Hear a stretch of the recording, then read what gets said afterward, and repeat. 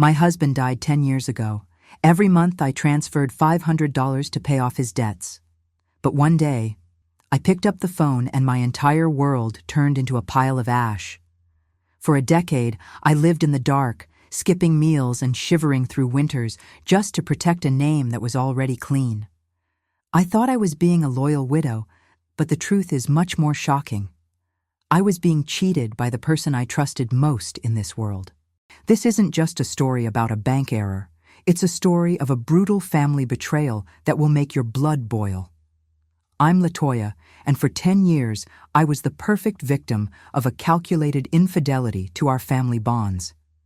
I was humiliated, shamed, and pushed to the brink of poverty by a lie so perfect I never even thought to question it.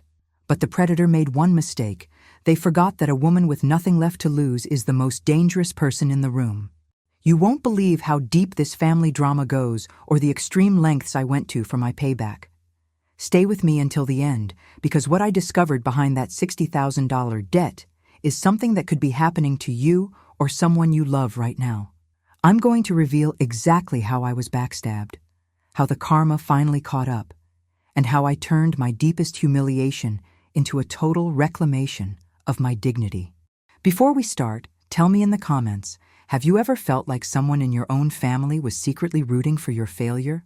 Now, let me take you back to the day the phone rang and the mask finally slipped. I was sitting in my favorite armchair, clutching a lukewarm cup of tea, when the phone rang, shattering the silence of my quiet afternoon. It had been 10 years since I lost my beloved Arthur, and every single month since then, I dutifully sent off that $500 payment. I thought I was honoring his memory by clearing his name, keeping our home safe from the shadow of his supposed final debts. But when the voice on the other end identified himself as a manager from the main branch, my heart skipped a beat. The man's voice was professional, yet tinged with a confusing sort of kindness that made my stomach churn with a sudden, inexplicable dread.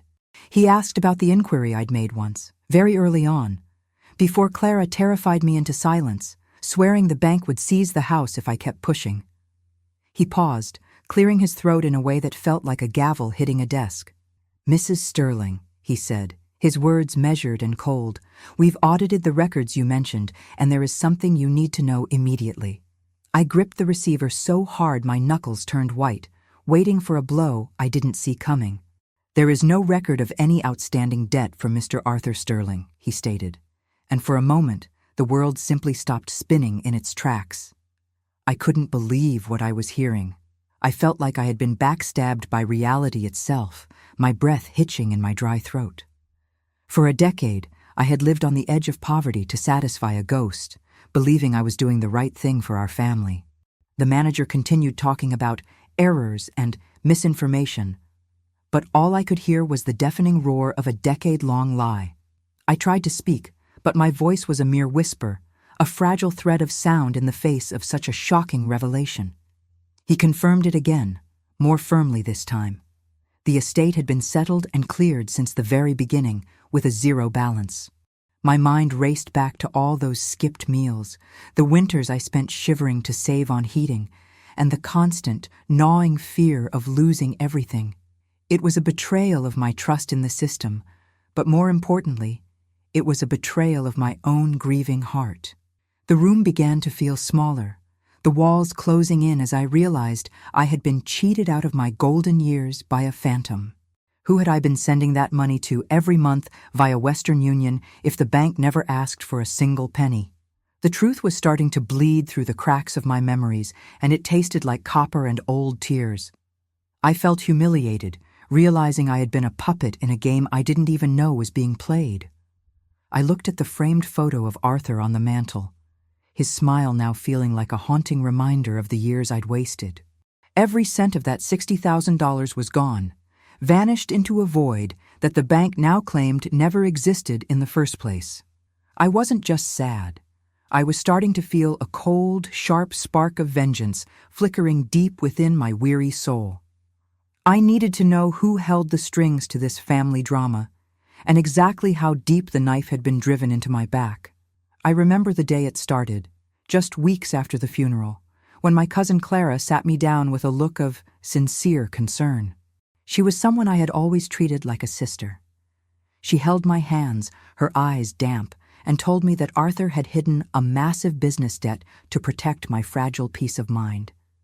She showed me papers, official-looking documents with seals and signatures, that claimed our family home would be seized if I didn't pay $500 every single month. I was drowning in grief, and Clara felt like the only life jacket I had left in a very dark, stormy sea. She insisted that using Western Union was the only way to keep the bank's aggressive recovery unit from freezing my actual checking account. Clara always insisted on filling out the recipient details for me. She said it had to match the bank's internal processing name. I never realized that name wasn't a bank department at all. I believed her because she was family. For 120 months, I walked to that grocery store kiosk, my hands shaking as I filled out the forms to send away my freedom. I was being lied to every 30 days, and I thanked her for handling the stress for me while she stole my life. The cost wasn't just financial. It was a total erosion of my self-worth and my basic comfort as I aged into my late 60s. I stopped buying new clothes, I canceled my cable, and I told my friends I was too busy to join them for lunch dates. I felt shamed by a debt that wasn't mine, carrying the weight of Arthur's secret like a heavy, invisible shroud around my shoulders. I lived like a hermit, all while Clara checked in on me, always reminding me how lucky I was to have her help. $60,000. That's the price of a decade of my life, a fortune built on the back of my isolation and my unwavering trust in a snake. While I was counting pennies for milk, Clara was likely laughing at how easily I had been backstabbed by my own blood. I gave up the small joys, the travel I had planned with Arthur, and the security of a savings account for a lie. It was a masterclass in infidelity to the bonds of family, a slow-motion robbery that left me hollowed out and weary. I even remember apologizing to Clara once when I was a few days late, feeling like I was failing the man I loved even after he was gone. She would sigh, telling me she'd talk them down for me, further cementing the idea that she was my protector while she was the predator. I was a victim of a calculated family drama, a scheme designed to bleed me dry while I was too blinded by tears to see. The depth of the betrayal was starting to settle in my bones, chilling me more than the cold house ever could. Now, looking back at those 10 years of sacrifice, the fire of justice began to burn away the fog of my long-standing misery. I realized that every thank you I uttered to her was a victory for her cruelty and a slap in the face to my own dignity. She had cheated me out of more than just money. She had stolen a decade of peace that I can never, ever get back. But as I sat there, the weight of the receipts in my lap felt like the first stones of a wall I was about to build. I didn't call Clara to scream. I didn't even pick up the phone to demand an explanation, because I knew a snake only bites harder when cornered. Instead, I went to the attic and pulled out the old blue binder where I kept every single Western Union receipt, organized by year. I laid them out on the floor like a trail of breadcrumbs leading straight to the heart of a massive, calculated crime. Each slip of paper was a piece of my life she had stolen, and now they were going to be my weapons. As I dug deeper, I found an old laptop Arthur used. Arthur died in 2015, and there it was. A formal notification from late 2015 stating that the estate of Arthur Sterling had been settled in full with no remaining liabilities or liens. I stared at the screen, the blue light reflecting in my eyes, feeling a shocking mixture of relief and absolute bone-deep fury. The truth was right here, hidden in plain sight, proving that Clara had started her hunt while the dirt on Arthur's grave was still fresh. I realized then that I had been targeted specifically during my most vulnerable moment, a time when my brain was too clouded by loss to spot the gaps. She knew I wouldn't double-check her help because she had positioned herself as the gatekeeper of my husband's supposed tarnished legacy. This wasn't just a mistake. It was a cold, calculated act of vengeance against a woman who had done nothing but love her. I stopped crying right then and there, the tears replaced by a cold, calculating need for payback. I spent the entire night scanning every receipt, every fake document she had given me, and every manipulative text message she had sent over the years. I was building a fortress of evidence, a narrative of betrayal so clear that no one could possibly look away or offer her an excuse. My self-worth began to knit itself back together with every file I named and every folder I organized on that old computer. I wasn't the confused old widow anymore. I was a woman reclaiming her power from the person who tried to bury her alive. The receipts totaled exactly $60,000, not including the interest or the emotional toll that had aged me faster than time ever could. I felt a strange sense of dignity returning to me as I realized that I held her entire future in the palm of my hand. She thought she was the smart one, the clever operator who had successfully cheated a grieving senior out of her life's savings. She had no idea that I was no longer grieving Arthur. I was now solely focused on the arrival of karma. By dawn, I had a digital and physical record of 10 years of systematic financial abuse and heartless infidelity to our family name. I knew that if I moved too fast, she would find a way to squirm out of it or hide the money she'd taken from me. I needed a plan, one that was as patient and methodical as the 10 years she took to rob me of my peace. I needed an ally, someone who knew the modern world better than I did, someone who loved Arthur as much as I did. The phone rang 3 times before David answered, his voice thick with the typical stress of a man juggling a high-powered career and a young family. "Mom, is everything okay? It's early," he said. And for a second, I almost lost my nerve, wanting to protect him from the mess. But I took a breath, felt the weight of the receipts on the table, and told him everything. The bank call, the $60,000, and Clara's decade of lies. There was a long, heavy silence on the other end that felt like the calm before a massive, inevitable storm. "She did what?" David finally whispered, his voice vibrating with a protective rage that I hadn't heard since he was a teenager defending his home. He didn't question my memory or suggest I was confused. He immediately recognized it as a predatory fraud, a classic case of family betrayal. He told me to stay put, to not say a word to Clara, and that he would be on the next flight out to my city. For the first time in 10 years, I felt like the crushing weight on my chest was finally starting to lift. When David arrived, he didn't just give me a hug. He opened his laptop and started cross-referencing my receipts with the bank's digital statements. He was a shark in a suit, his eyes scanning the data with a precision that made me realize Clara had finally met her match. "We're going to get justice, Mom," he promised, his hand over mine. "And we're going to make sure she feels every bit of the shame she put on you." We weren't just mother and son anymore. We were a legal team preparing for a long overdue payback. David pointed out how Clara had used the Western Union transfers to keep the money untraceable through traditional bank-to-bank flags, a move he called deliberate and malicious. He was disgusted by how she had backstabbed us, using my husband's death as a recurring ATM for her own selfish, hidden lifestyle. We sat through the night, mapping out the flow of money and the timeline of her manipulations, documenting every time she had lied to keep the scheme alive. My son was my rock, my bridge back to a world where I didn't have to be afraid. He cautioned me that we had to be surgical in our approach, avoiding any emotional outbursts that could tip Clara off before we were ready to strike. We needed to be cold, we needed to be prepared, and we needed to ensure that when the truth came out, it was undeniable. David's presence gave me a renewed sense of self-worth, reminding me that I wasn't alone in this fight against the woman who had humiliated me. We were planning a reclamation of my life, a total reclaiming of the peace that had been stolen. As the sun began to rise on our second day of planning, David looked at me with a grim, determined smile that mirrored my own internal fire. "Tomorrow we go to the bank in person, and then we find the best lawyer in the state," he said, closing his laptop with a sharp click.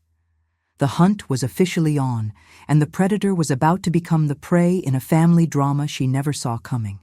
I felt a surge of adrenaline, a feeling I thought had died with Arthur, as we prepared for the next step.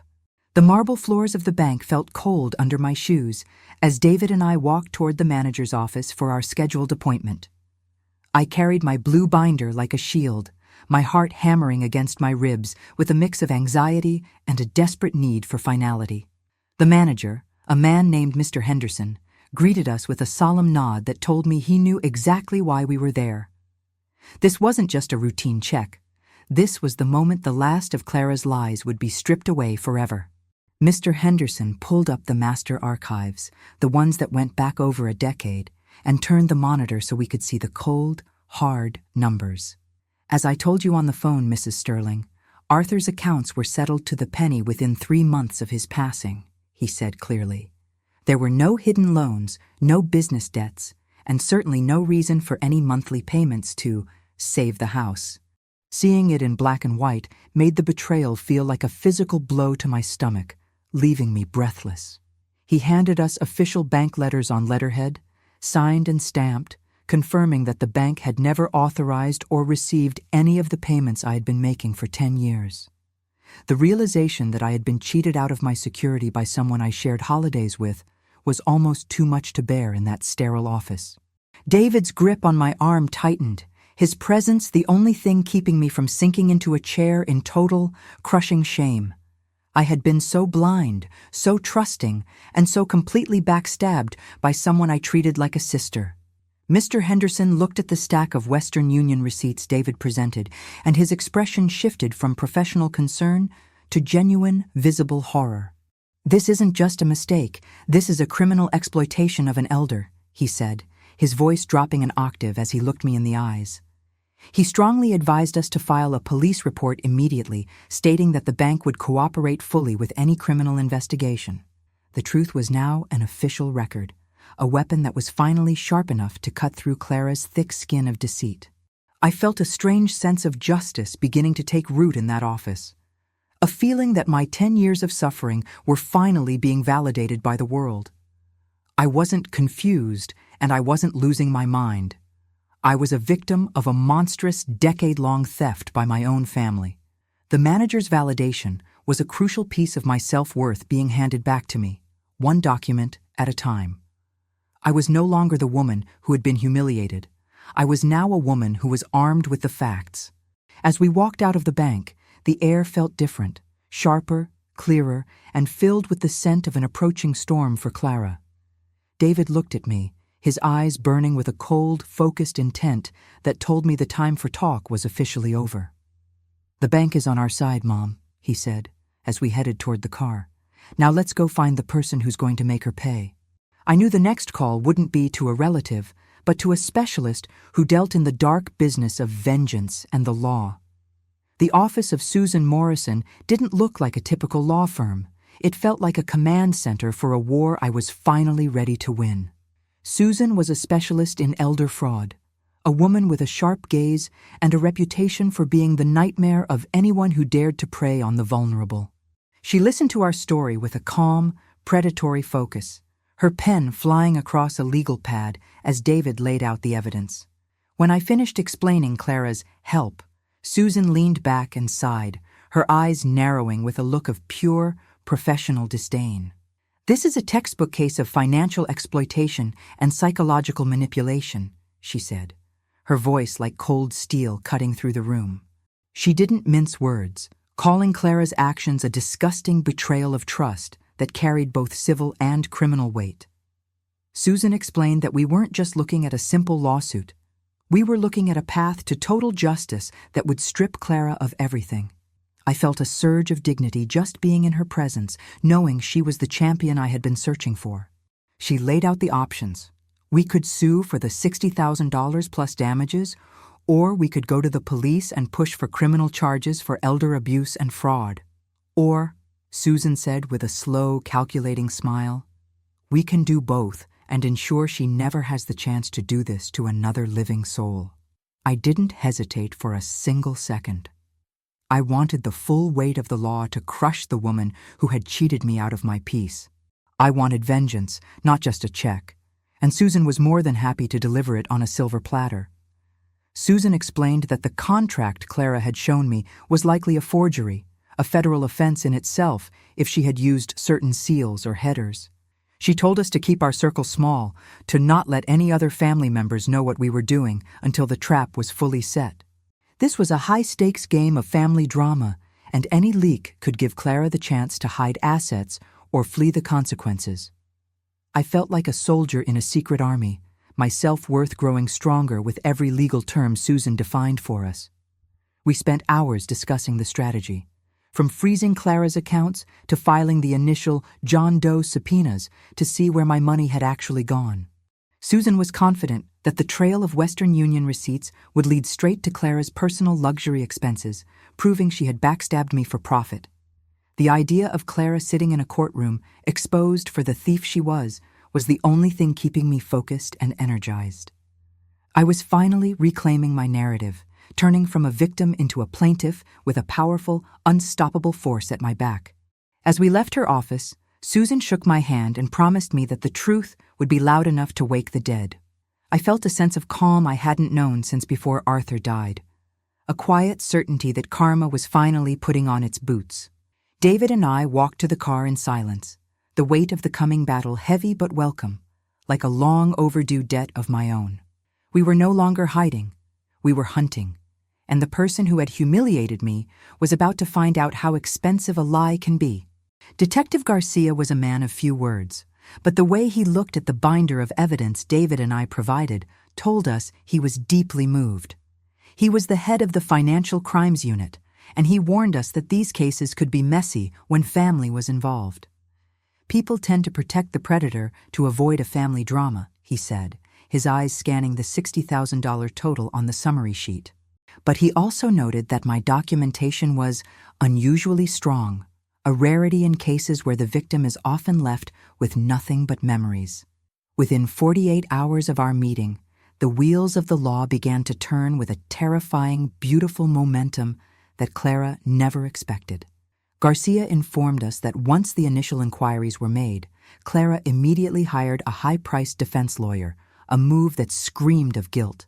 She started trying to control the narrative, calling local relatives to plant seeds of doubt about my sudden change in behavior. She was trying to frame my quest for justice as a symptom of a mental decline, a low-down, dirty move that felt like being backstabbed all over again. I watched from the sidelines as the detectives' team began the slow process of tracing the money I had sent through those dusty grocery store kiosks. They weren't just looking for the cash. They were looking for the intent, the proof that she had lied with the specific goal of defrauding me. Every time Garcia called with an update, I felt a little more of the shame Clara had heaped on me start to dissolve. I was no longer a confused widow. I was a key witness in a major criminal investigation, and I felt more alive than I had in years. Clara's lawyer sent a cease and desist letter to David, claiming we were harassing a woman who had sacrificed her time to help me manage my affairs. It was a laughable attempt to flip the script, a desperate act of infidelity to the truth that only made me more determined to see her in handcuffs. Susan Morrison, our lawyer, just laughed when she saw the letter, calling it a sign of a cornered animal trying to bite its way out. The battle lines were drawn, and the entire town was about to find out that I wasn't the one who was confused. The detective warned me that Clara would likely try to reach out to me directly to manipulate my emotions one last time before the formal charges were filed. He told me to stay strong, to remember the $60,000, and to remember the 10 years of cold nights and skipped meals she had forced on me. I realized that my vengeance had to be as cold as the ice in my freezer. A focused energy that wouldn't be swayed by fake tears or family ties.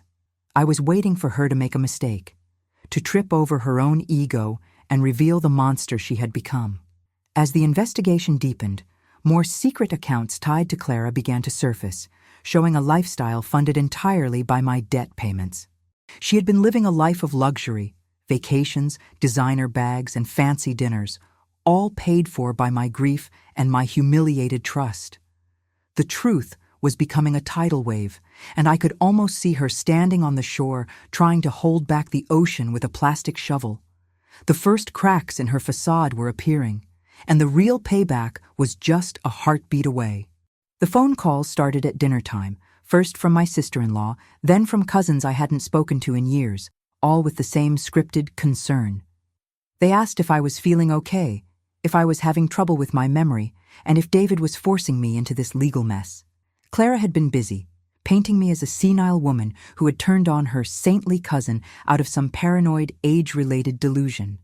It was a masterclass in family betrayal, a calculated attempt to isolate me socially and make me doubt my own sanity. Clara even went as far as to post a cryptic message on social media about the heartbreak of watching a loved one lose their grip on reality. I felt a wave of shame wash over me as I read the comments from people who thought they were being supportive of her while mocking me. She was using my age as a weapon, a cruel way to ensure that even if I won the money back, I would lose my dignity in the process. This isn't just about the $60,000 anymore. It was a war for my reputation and my right to be heard. The pressure was relentless. I received get-well cards that felt like insults and invitations to evaluations that were clearly traps set by Clara's allies. They wanted me to drop the case for the sake of the family, as if my decade of poverty was a small price to pay for their comfort. I felt backstabbed by people I had loved for 50 years, people who chose a liar's narrative over a widow's undeniable proof. But every time I felt like wavering, I looked at the blue binder and remembered the cold, empty house I lived in while she was on vacation. David was my shield during this time, screening my calls and reminding me that gaslighting is the last refuge of the guilty. He told me that their desperation was the clearest sign that we were winning, that Clara was terrified of the truth coming out in a court of law. We stood our ground, refusing to engage in the gossip or the family meetings they tried to force on us to mediate the situation. Suddenly, there was a pounding on my front door. It was Clara, her face flushed and her eyes wild with a mix of fear and feigned indignation. "Latoya, open this door right now," she screamed, her voice cracking through the wood. I stood there, silent, my hand on the handle of the blue binder, knowing that the mask had finally, irrevocably slipped.